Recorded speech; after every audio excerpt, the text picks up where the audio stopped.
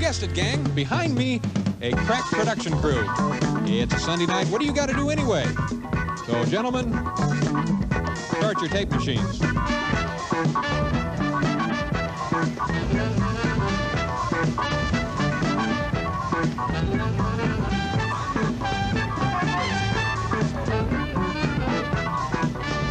We'll catch up with Taffy Danoff, Bill Danoff,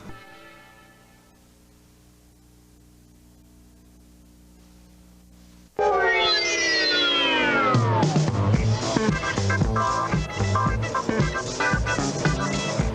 on our way to the home base for the Starland Vocal Band, Georgetown in Washington, D.C. Well, sure, name your three top entertainment cities. You got Los Angeles, Las Vegas, and, of course, the show business capital of the colonial world, Georgetown.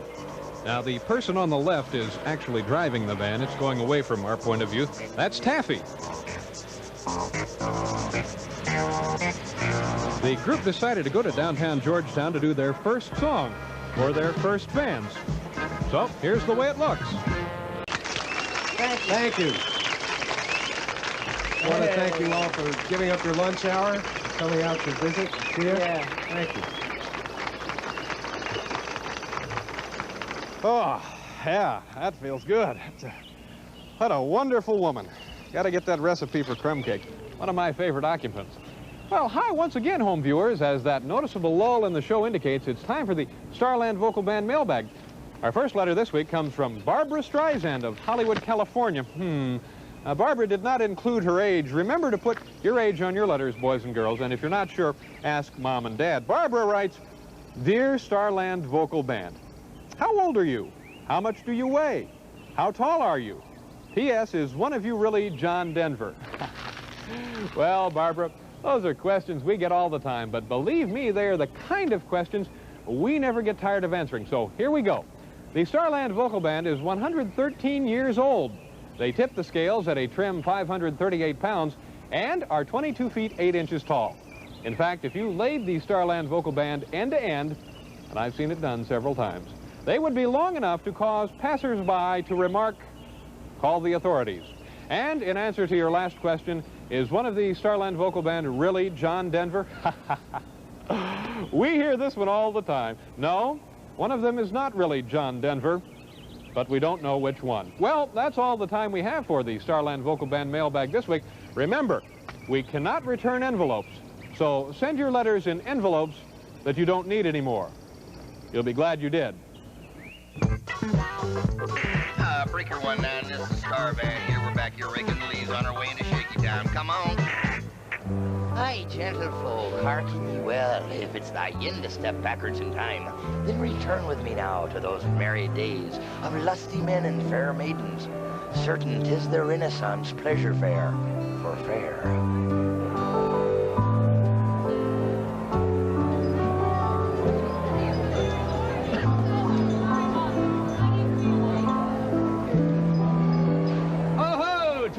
Brother mine, how fare thee at the fair? Oh, fairly well, so fare thee well. I say, you wear our father's ring. I buy this gem. I can't afford to buy that gem. Nay, by this gem I vow I'm firmly set. You shall not wring from me our father's fortune. Give it me. Ha, swine! Ah, I'll kill you for this. Oh, fool! What? Ha-ha! One! Oh! Have at you! Gesundheit! Kling, kling, kling, kling, kling. Kling, kling, kling, kling, kling. Touch not your flashing weapon, or I'll kill you on the spot. Fear not. This fighting's fair. Go angle for your flying fish as I sail it in the air. Poetic fool!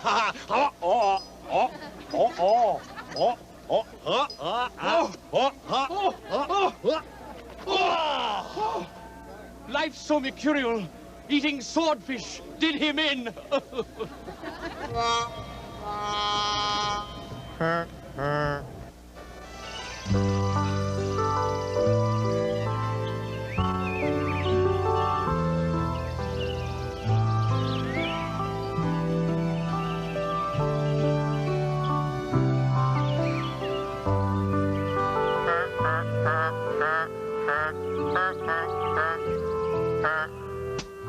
Welcome to Bureaucracy Row, where it's us against them.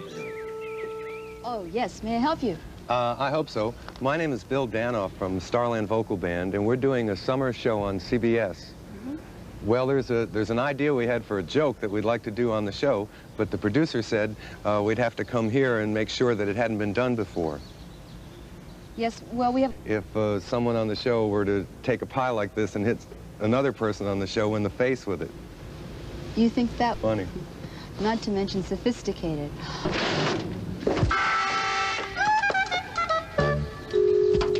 I'm sorry, it's been done. Hello, I'm Dave Letterman, standing at the base of these world-famous steps located somewhere, and as you know from looking at your television schedules, originally we had planned to interview Rocky Balboa, the Italian stallion, but apparently he's... perhaps this is him coming now. Hold the water ski film. We may be going to that. Yes, it is. It's Rocky Balboa, and...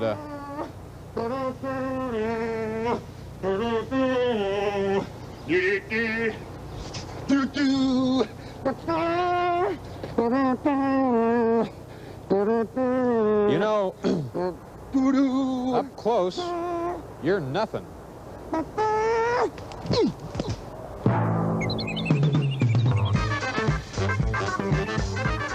First place Happy and I had together in Georgetown was right up here. This is the house over here. Actually, we didn't have the whole house. We just lived in the basement apartment, which flooded every time it rained. But it was a neat house, neat place to live. A lot of neat stuff came out of here. We had Saul and Helen down the street helping. They would charge us food, actually. They kept us alive. And we did a lot of writing here. As a matter of fact, one time we were at the cellar door doing a concert, and we finished the show and ended up with Take Me Home Country Roads. And a lady came up to me after the show and said, gee, my husband and I were on a trip a couple of days ago, and I know the exact spot where y'all rode Take Me Home Country Roads. There were the Blue Ridge Mountains, and there was the Shenandoah River, and there was West Virginia, and it was almost heaven. And I didn't have the heart to tell her that it was right in this basement apartment where we wrote it. Country road.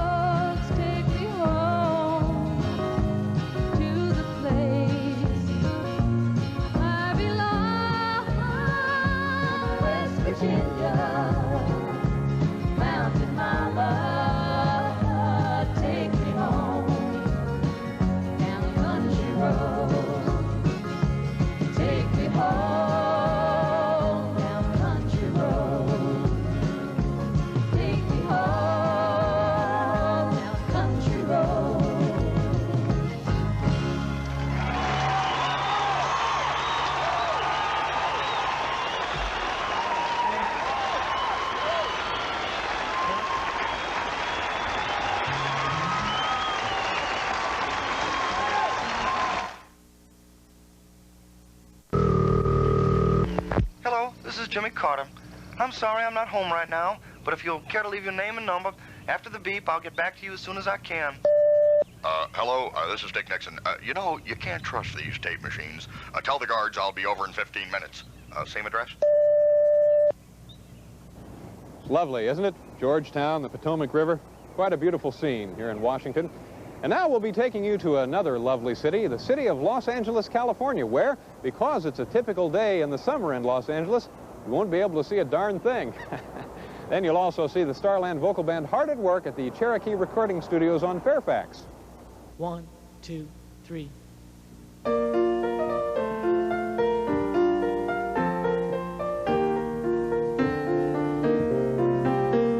It's a long time in between a night of love and a baby, and heaven knows we've seen a lot of wishes and maybes.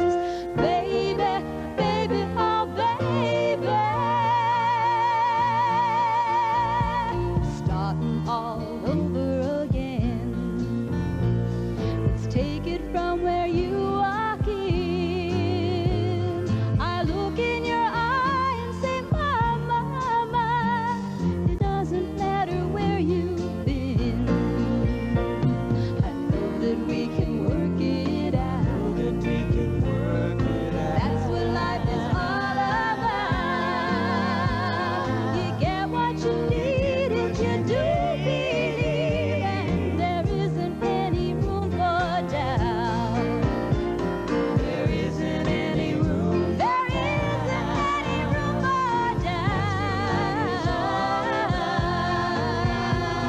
You get what you need if you do believe. There isn't any room for doubt. But it's a long time in between a night of love and a baby, and heaven knows we've seen a lot of wishes and maybes. Baby, baby, oh baby, starting all over again. Take it from where you walk in. I look in your eye and say, Mama, it doesn't matter where you've been. I know that we can work it out. I know that we can work it out. That's what life is all about. You get what you need if you do believe, and there isn't any room for doubt. I do believe that we can work it out. I do believe that we can work it out. I do believe that we can work it. You bet, you bet, you bet, you bet, baby. I do believe. Starting all over again. How could anything go wrong? I do know we're really starting out so. I do believe. We're starting all over again.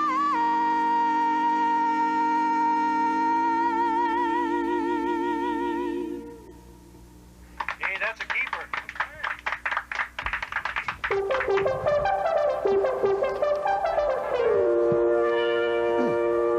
Got here as fast as I could. We're down the street. I'm Dave Letterman, and welcome to Starland Vocal Band Collapsible News. In order to conserve electricity, the world-famous Hotel Gimlet has recently installed the much-talked-about, highly controversial dynamite-powered elevators. We are about to witness the first actual stately old Gimlet is Earl Hofert, developer of the dynamite-powered elevator. In just a second, Mr. Hofert will throw the switch, which will send a carload of hotel dignitaries and local socialites racing up the shaft to the famous Gimlet rooftop gardens. Okay, Mr. Hofert, throw the switch.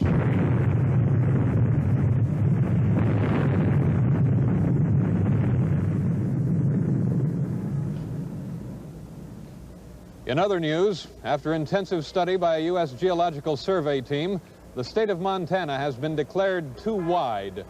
Thanks for watching Starland Vocal Band Collapsible News. You'll be glad you did. And now our weekly visit with Mark Russell. Good evening, ladies and gentlemen. My name is Mark Russell. I was born in the North, and I talk funny. We have a late bulletin. Idi Amin has just eaten Andrew Young.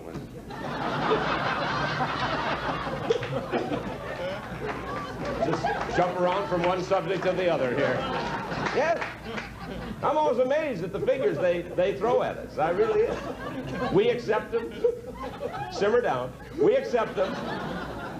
And we never question them. For example, the Air Force wants 244 B-1 bombers. Well, why not 240? Why not just level it off at 200? They're $100 million apiece, for one.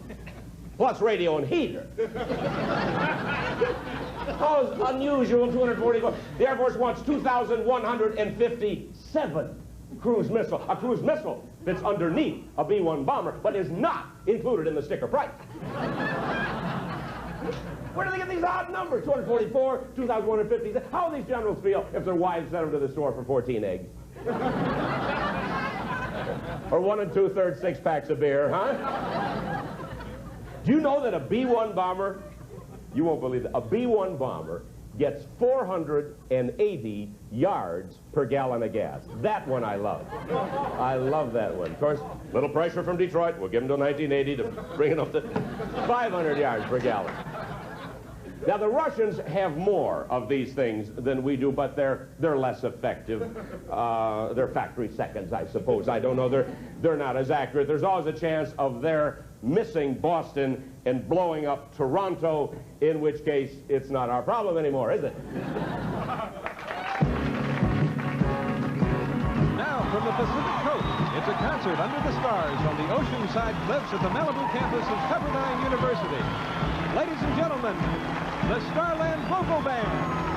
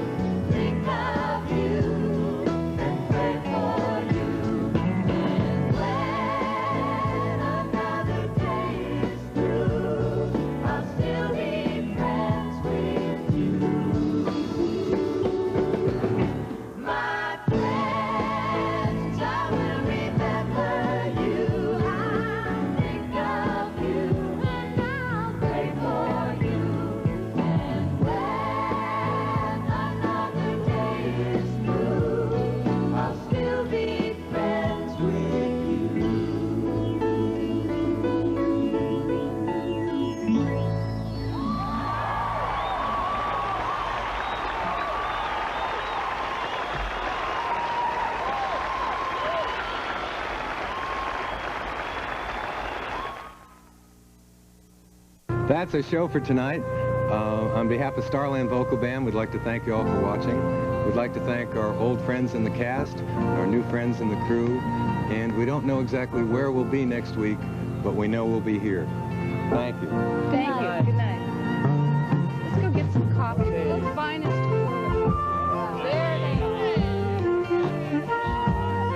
Also starring tonight with the Starland Vocal Band were me, Dave Letterman, Jeff Altman, Proctor and Bergman, and Mark Russell.